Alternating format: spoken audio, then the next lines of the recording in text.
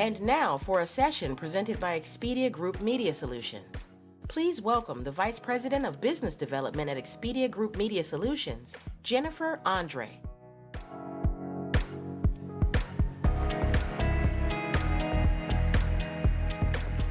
All right.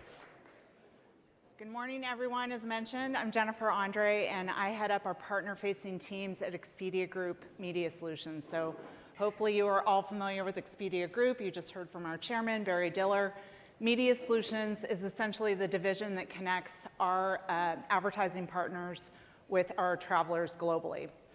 So I have a lot of things to share with you today, actually just a few things, but I'm going to kick it off with the fact that Expedia Group, over the last 10 years, has helped travelers book more than 1 billion trips. It's a lot of trips, and even as we are getting out of this pandemic, although I think Biden says the pandemic is over, we have a lot of economic uncertainty now. I think everywhere we look in the world, there's some sort of geopolitical turmoil.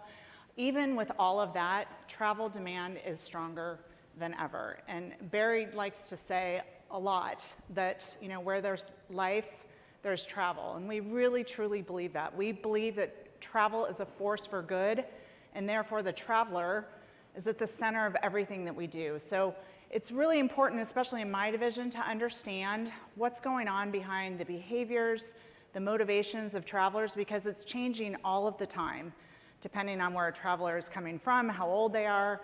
The pandemic itself has actually really reshaped the way that travelers think about travel. So we spend a lot of time looking at both our first-party data. We are very fortunate. We have a ton of it. We can see what our travelers are doing real time. But we also invest quite a bit in our third-party research because that allows us to actually ask travelers what's going on in their hearts and minds. So some of the things I'm going to share with you today are both what we're seeing in our first-party data, but also what we're seeing in our most recent research, which is on inclusivity.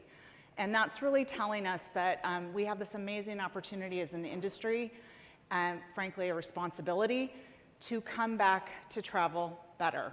We need to really renew our commitment to inclusivity, and we need to make sure that we are putting out travel offerings that are going to be accessible and are going to appeal to all different types of travelers. So I'm going to kick it off today with just some of the first-party data and trends that we're seeing in Q2.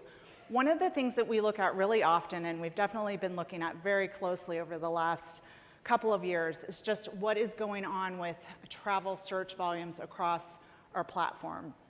Because that is a great indicator, of course, of the overall health of travel demand.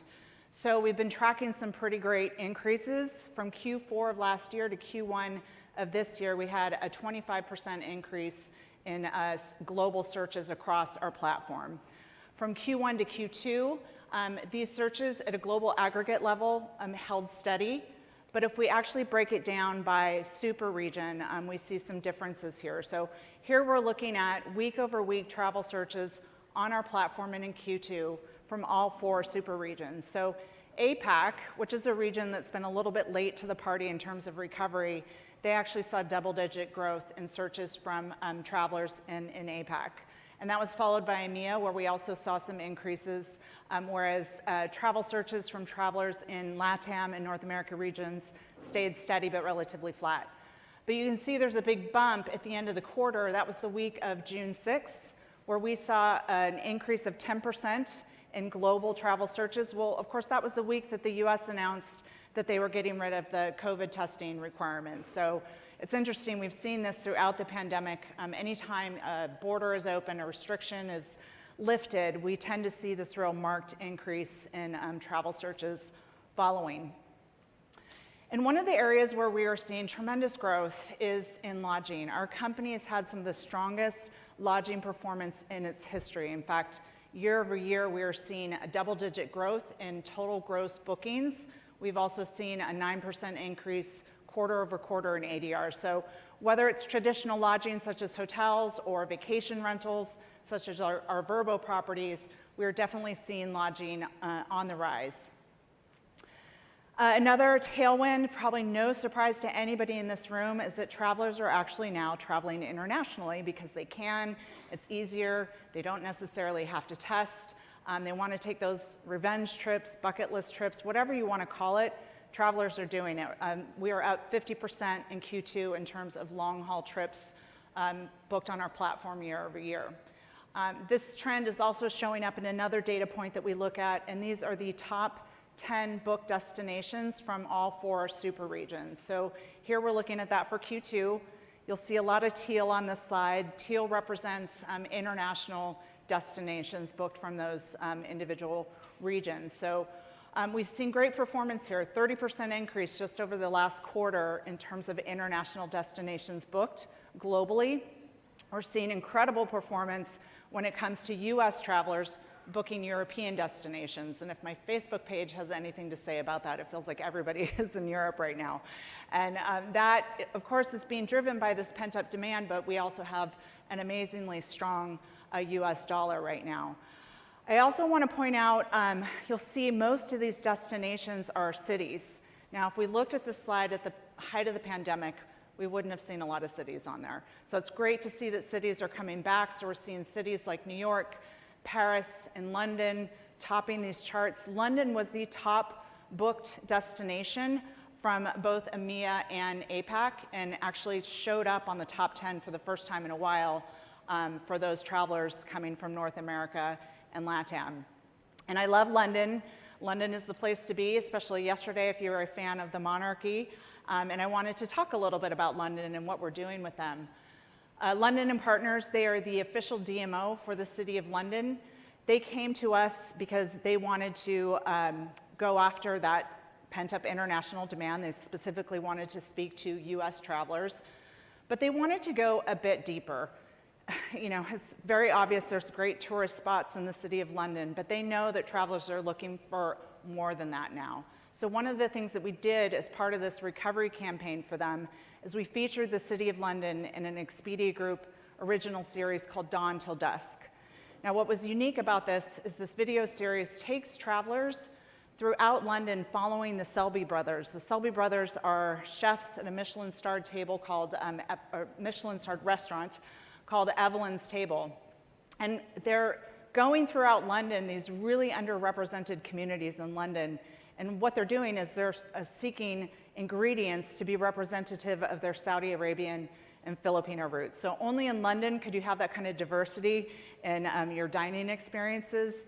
And it was a really great opportunity for London to showcase all of these different parts of London that a traveler may not be aware of, and also connect with those travelers that were looking for those deeper connections.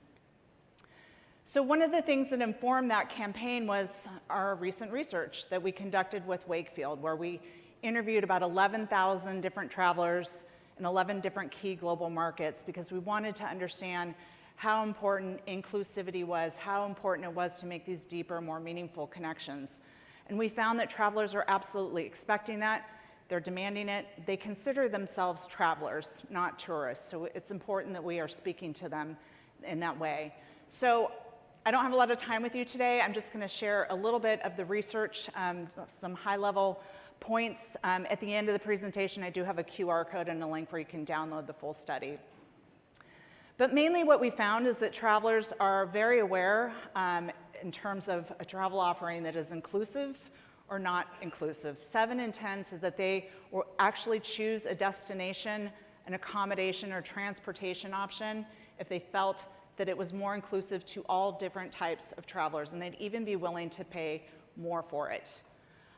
They also want to feel represented in advertising. They're much more likely to buy if they feel that they see themselves in an ad. 78% said they actually made a travel choice based on promotions or ads that they really felt represented them, whether it be in messaging or visuals. And this type of representation was even more important to travelers that were coming from both APAC and LATAM regions.